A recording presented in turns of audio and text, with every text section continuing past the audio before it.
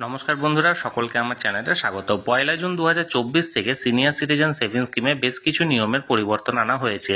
আপনি যদি এই পরিবর্তিত নিয়মগুলির ব্যাপারে না জেনে এই স্কিমে টাকা রেখে থাকেন বা আগামী দিনে এই সিনিয়র সিটিজেন সেভিংস স্কিমে টাকা রাখবো বলে ভেবে রাখেন, তাহলে আপনি আগামী দিনে বড়সড় সমস্যায় পড়তে পারেন। এমনকি সমস্যাটা এতটাই গুরুতর হতে পারে যে আপনাকে এই স্কিমে টাকা রাখার জন্য পাঠানো হতে পারে নোটিশ। আজকের ভিডিওতে আমরা মূলত আলোচনা করব এই সিনিয়র সিটিজেন সেভিংস স্কিমে কোন কোন নিয়মের পরিবর্তন আনা হয়েছে, বা আপনি যদি না জেনে এই সিনিয়র সিটিজেন সেভিংস স্কিমে টাকা রেখে থাকেন তাহলে বর্তমানে আপনি কি করবেন, কোথায় যাবেন, কোন ফর্ম ফিল আপ করবেন সেই ব্যাপারে সকল কিছু বিস্তারিত। ভিডিওটি সকলের জন্য অত্যন্ত গুরুত্বপূর্ণ, তাই প্রথম থেকে শেষ পর্যন্ত অবশ্যই ধৈর্য সহকারে দেখবেন এবং ভালো লেগে থাকলে অবশ্যই একটি লাইক করবেন এবং সকলের সঙ্গে শেয়ার করবেন। আর সেই সাথে এই চ্যানেলে যদি প্রথমবার হয়ে থাকেন এইরকমই ইনফরমেটিভ ভিডিও আরও দেখার জন্য যারা এখনো পর্যন্ত এই চ্যানেলটিকে সাবস্ক্রাইব করেননি তারা অবশ্যই চ্যানেলটিকে সাবস্ক্রাইব করে নিতে ভুলবেন না। তাহলে চলুন আমরা এই স্কিমের পরিবর্তিত নিয়মগুলির ব্যাপারে বিস্তারিত জেনে নিই। আজকের ভিডিওতে আমরা মূলত যে টপিকসগুলো নিয়ে আলোচনা করব সেগুলো হলো সিনিয়র সিটিজেন সেভিংস স্কিম কি, সিনিয়র সিটিজেন সেভিংস স্কিমের নতুন নিয়ম অনুযায়ী কত টাকা এই স্কিমে রাখলে আপনাকে কোনো সমস্যায় পড়তে হবে না বা আপনাকে কোনো রকম কোনো নোটিশ পাঠানো হবে না। এছাড়াও ভিডিও শেষের দিকে আমরা জানবো যদি আপনি এই সিনিয়র সিটিজেন সেভিংস স্কিমে বেশি পরিমাণ টাকা না জেনেই রেখে থাকেন তাহলে সেক্ষেত্রে আপনার করণীয় কি, কোথায় যাবেন, কি করবেন, কোন ফর্ম জমা দেবেন, এই ব্যাপারে বিস্তারিত। সর্বপ্রথমে আমরা জানবো সিনিয়র সিটিজেন সেভিংস স্কিম কি এবং এই স্কিমের বৈশিষ্ট্যগুলি কি কি। সিনিয়র সিটিজেন সেভিংস স্কিম হলো ভারত সরকারের পক্ষ থেকে স্পেশালি ডিজাইন করা শুধুমাত্র প্রবীণ নাগরিকদের জন্য একটা স্পেশাল ডিপোজিট স্কিম। এই স্কিমটি সব থেকে বেশি হারে ইন্টারেস্ট প্রদান করে থাকে প্রবীণ নাগরিকদেরকে। এই স্কিমটি শুধুমাত্র প্রবীণ নাগরিকরাই যেহেতু এই স্কিমে টাকা রাখতে পারে, তাই এই স্কিমে এলিজিবিলিটি ক্রাইটেরিয়া হলো টাকা রাখার ক্ষেত্রে অন্ততপক্ষে আপনাকে 60 বছর বয়স হতে হবে। 60 বছর বয়সের কম হয়ে থাকলেও বিশেষ কিছু ক্ষেত্রে আপনাকে ছাড় দেওয়া হয় এবং সেক্ষেত্রে আপনি 55 বছর বয়সে এই স্কিমে টাকা লগ্নি করতে পারেন। অর্থাৎ আপনি যদি ভিআরএস নিয়ে থাকেন চাকরি থেকে তাহলে সেক্ষেত্রে 55 বছর বয়স হয়ে থাকলে আপনি সিনিয়র সিটিজেন সেভিংস স্কিমে নিজের টাকা রাখতে পারেন। সিনিয়র সিটিজেন সেভিংস স্কিমে মিনিমাম ডিপোজিটের পরিমাণ হলো 1000 টাকা এবং ম্যাক্সিমাম ডিপোজিটের পরিমাণ হলো 30 লক্ষ টাকা, যেটা 1000-এর গুণিতকে আপনাকে রাখতে হবে। অর্থাৎ 1000-এর কমে 500 টাকার গুণিতকে আপনি রাখলে হবে না, মিনিমাম 1000 টাকা আপনাকে রাখতে হবে বা 1000-এর গুণিতকে ম্যাক্সিমাম 30 লক্ষ টাকা পর্যন্ত আপনি রাখতে পারেন। এই স্কিমটির টার্ম বা সময়সীমা হলো 5 বছর, তবে 5 বছর পরে অর্থাৎ এই স্কিমটি ম্যাচিওর হওয়ার পরে আবার আপনি চাইলে 3 বছরের জন্য এক্সটেন্ড করতে পারেন। তবে সেক্ষেত্রে আপনার সেই সময় যে টাকা ইন্টারেস্ট রেট থাকবে সেই ইন্টারেস্ট রেটই আপনাকে দেওয়া হবে। বর্তমানে এই স্কিমটিতে 8.2% হারে ইন্টারেস্ট প্রদান করা হয়ে থাকে, যেটি গভর্নমেন্টের যে কোনো স্কিম থেকে সব থেকে বেশি হারে দেওয়া হয় এবং এই ইন্টারেস্টটি কোয়ার্টারলি পেয়েবেল, অর্থাৎ প্রতি 3 মাস অন্তর অন্তর এই ইন্টারেস্টের টাকা আপনার সেভিংস অ্যাকাউন্টে ট্রান্সফার করে দেওয়া হয়।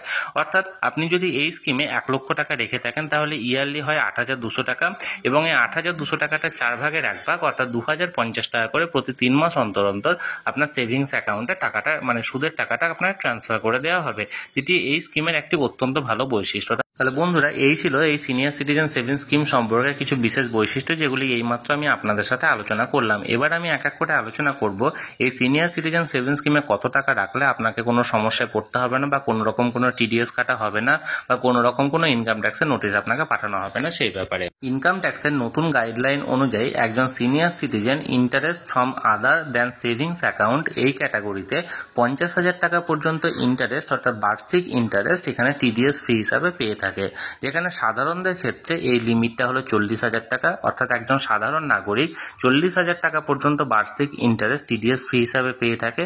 সেখানে একজন প্রবীণ নাগরিককে এই সুবিধাটা দেওয়া হয়েছে যে তিনি 50,000 টাকা পর্যন্ত ইন্টারেস্টটাকে এখানে টিডিএস ফি হিসাবে পেয়ে থাকবেন।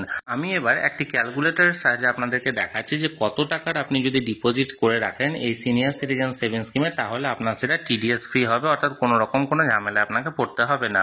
দেখুন এই ক্যালকুলেটরে আমি এখানে উল্লেখ করলাম 6 লক্ষ টাকা। 6 লক্ষ টাকাতে এখানে দেখুন ইন্টারেস্ট রেট দেওয়া হয়েছে 8.2%, এখানে দেখুন টার্ম দেওয়া হয়েছে 5 ইয়ার্স এবং কোয়ার্টারলি অ্যামাউন্ট যেটা পেয়েবল করা হবে সেটা দেখুন করা হয়েছে 12,300 টাকা। অর্থাৎ আপনি যদি 6 লক্ষ টাকা রেখে থাকেন এই স্কিমে তাহলে প্রতি 3 মাস অন্তর অন্তর আপনাকে 12,300 টাকা করে সুদ এখানে পেমেন্ট করা হবে আপনার সেভিংস অ্যাকাউন্টে। তাহলে এবার এই 12,300 টাকা যদি কোয়ার্টারলি আপনি পেয়ে থাকেন অর্থাৎ প্রতি 3 মাস হয়, তাহলে আপনি একটি ফাইন্যান্সিয়াল ইয়ারে অর্থাৎ একটি একটি গোটা বছরে আপনি মোট 4 বার পাবেন এই ইন্টারেস্ট, অর্থাৎ 12,300 গুণিত 4 সমান 49,200 টাকা। অর্থাৎ এক্ষেত্রে আপনি যদি 6 লক্ষ টাকা এই সিনিয়র সিটিজেন সেভিংস স্কিমে রেখে থাকেন, তাহলে সেক্ষেত্রে আপনি টিডিএস ফি হিসাবে পুরো টাকাটাই পাচ্ছেন, অর্থাৎ এখান থেকে কোনো ইন্টারেস্ট আপনার টিডিএস হিসাবে কাটা হচ্ছে না। আশা করি আমি বিষয়টি বোঝাতে পারলাম। অর্থাৎ আপনি যদি চান যে আপনার কোনো রকম টিডিএস না কাটুক বা আপনাকে কোনো রকম কোনো ঝামেলায় পড়তে না হোক, তাহলে আপনি 6 লক্ষ টাকা এই স্কিমে রাখতে পারেন, যেখান থেকে আপনি প্রতি 3 মাস অন্তর অন্তর ম্যাক্সিমাম 49,200 টাকা পর্যন্ত পাবেন, যেটা থেকে কোনো রকম কোনো সমস্যায় আপনাকে পড়তে হবে না। এবার আপনারা অনেকেই বলতে পারেন যে আমার কাছে বেশি পরিমাণ টাকা আছে এবং যেহেতু ডিপোজিট লিমিট ম্যাক্সিমাম ডিপোজিট লিমিটটা হলো 30 লক্ষ টাকা, তাহলে আমি যদি 30 লক্ষ টাকায় ডিপোজিট করতে চাই, তাহলে সেখান থেকে যে টাকাটা আমি পাবো ইন্টারেস্ট বাবদ, সেগুলিতে যদি আমি টিডিএস দিতে না চাই বা কোনো রকম কোনো টাকা ডিডাকশন করতে না চাই, তাহলে সেক্ষেত্রে আমার করণীয় কি? এক্ষেত্রে আপনার করণীয় হলো আপনার সোর্স অফ ইনকাম অনুযায়ী আপনাকে দুটি ক্যাটাগরিতে ফেলা হবে।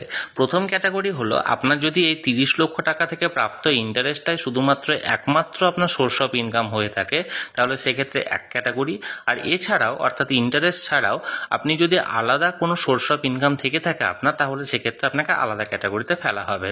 অর্থাৎ ধরুন এক্ষেত্রে আপনি কোনো সরকারি চাকরিজীবী ছিলেন এবং মাসের শেষে প্রতি মাসে মাসে পেনশন পেয়ে আসছেন, তাহলে পেনশনটা একটা সোর্স অফ ইনকাম, তার সাথে সাথে আপনার সেভিংস ইন্টারেস্টটাও আর একটা সোর্স অফ ইনকাম, অর্থাৎ এক্ষেত্রে আপনাকে আলাদা একটা ক্যাটাগরিতে ফেলা হবে।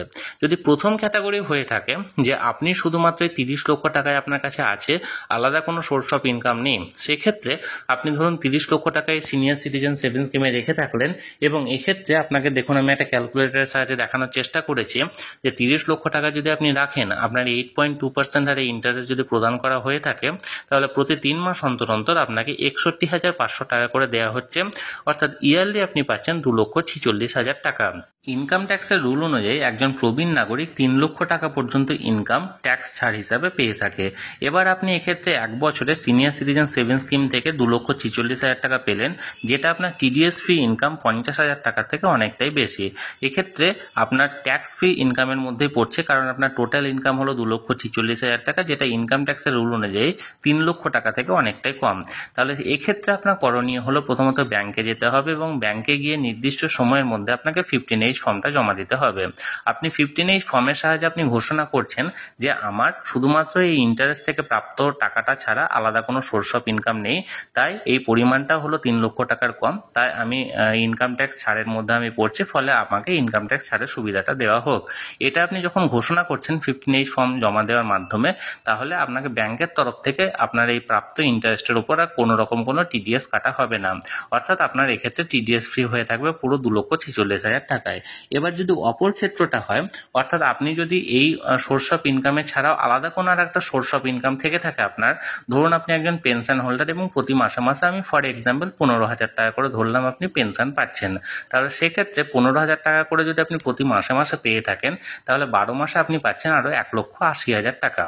তাহলে এই দিকে আপনি এই সিনিয়র সিটিজেন সেভিংস স্কিমে যেহেতু 30 লক্ষ টাকা রেখেছেন, সেখান থেকে এক বছরে পাচ্ছেন আপনি 2,46,000 টাকা এবং পেনশন থেকে পাচ্ছেন আপনি এক বছরে 15,000 টাকা করে 1,80,000 টাকা, অর্থাৎ এক বছরে আপনার টোটাল ইনকামটা হচ্ছে 1,80,000 প্লাস 2,46,000 সমান 4,26,000 টাকা। ইনকাম ট্যাক্সের গাইডলাইন অনুযায়ী একজন প্রবীণ নাগরিক, আমি আগেই বলেছি, 3 লক্ষ টাকা পর্যন্ত ইনকামটা ট্যাক্স ছাড় হিসাবে পেয়ে থাকে, কিন্তু যেহেতু আপনার টোটাল ইনকাম 4,26,000 হচ্ছে, তাই প্রথমত আপনাকে আইটিআর ফাইল করতে হবে সেই প্রবীণ নাগরিককে। আইটিআর ফাইল করার পর আপনাকে জানাতে হবে যে আপনার ইনকাম এখন 4,26,000 টাকা, কিন্তু নিউ ট্যাক্স রেজিম অনুযায়ী আপনি 7 লক্ষ টাকা পর্যন্ত ট্যাক্স ডিডাকশন পাবেন, সেই অনুযায়ী আইটিআর ফাইলটা করবেন। আইটিআর ফাইল করার পর যখন আপনার আইটিআর ফাইলটা হয়ে যাবে, তখন নির্দিষ্ট ব্যাংকে আপনাকে 26AS ফর্ম জমা দিতে হবে। এই 26AS ফর্মটি ফিল আপ করার উদ্দেশ্যটা হলো ব্যাংকের তরফ থেকে আপনার সিনিয়র সিটিজেন সেভিংস স্কিম থেকে যে টিডিএসটা কেটেছে, সেই টিডিএসটা আবার পুনরায় আপনাকে রিটার্ন করবে, অর্থাৎ আপনার যেহেতু 7 লক্ষ টাকা অ্যামাউন্টটা ছাড়ায়নি, তাই আপনি এখনো পর্যন্ত ইনকাম ট্যাক্স রিবেটের মধ্যে আছেন এবং এই কারণে আপনাকে যে টিডিএসটা কাটা হয়ে থাকবে, সেই টিডিএসটা আপনাকে ফেরত দেওয়া হবে ব্যাংকের তরফ থেকে 26AS ফর্ম জমা দেওয়ার ফলে। তাহলে বন্ধুরা, আপনারা যদি চান যে কোনো রকম কোনো টিডিএস না কাটা হোক এবং বেসিক টিডিএস লিমিটের মধ্যে আমার ইন্টারেস্টটা থাকবে, তাহলে সেক্ষেত্রে আমি আগেই বললাম আপনাকে জমা করতে হবে 6 লক্ষ টাকা। 6 লক্ষ টাকা জমা করলে আপনার কোনো রকম কোনো টিডিএস কাটা হবে না বা কোনো রকম কোনো ফর্ম আপনার জমা দেওয়ার প্রয়োজন নেই। এবার আপনি বেশির পরিমাণ টাকা জমা করতেই পারেন এই স্কিমে। যদি জমা করে থাকেন তাহলে সেক্ষেত্রে আপনার যদি সোর্স অফ ইনকাম একটাই হয়, আমি আগেই আলোচনা করলাম, তাহলে সেক্ষেত্রে 15H আপনাকে ফর্ম জমা দিতে হবে। আর যদি সোর্স অফ ইনকাম একাধিক হয়ে থাকে এবং সেখানে 3 লক্ষ টাকা ছাড়িয়ে যায়, তাহলে সেক্ষেত্রে আগে আইটিআর ফাইল করতে হবে। আইটিআর ফাইল করার পর আপনাকে ব্যাংকে 26AS ফর্ম জমা দিতে হবে। তাহলে যে টিডিএসটা কাটেছে ব্যাংকের তরফ থেকে সেটা আপনাকে পুনরায় আবার রিটার্ন করা হবে। তাহলে বন্ধুরা, সিনিয়র সিটিজেন সেভিংস স্কিমে কত টাকা আপনি ডিপোজিট করবেন, কত টাকা ডিপোজিট করলে আপনার কোনো রকম কোনো সমস্যা হবে না, সেই নিয়ে একটি বিস্তারিত আইডিয়া দেওয়ার চেষ্টা করলাম আমি। এই নিয়ে যদি কোনো আপনাদের প্রশ্ন থাকে তাহলে অবশ্যই কমেন্ট করে জানাতে পারেন। আর এই ভিডিওটি ভালো লেগে থাকলে অবশ্যই একটি লাইক করুন এবং সকলের সঙ্গে শেয়ার করুন। আর সেই সাথে এই চ্যানেলে যদি প্রথমবার হয়ে থাকেন এই রকমের ইনফরমেটিভ ভিডিও আরও দেখার জন্য যারা এখনো পর্যন্ত এই চ্যানেলটিকে সাবস্ক্রাইব করেননি তারা অবশ্যই চ্যানেলটিকে সাবস্ক্রাইব করে রাখুন। ধন্যবাদ, দেখা হচ্ছে পরের ভিডিওতে।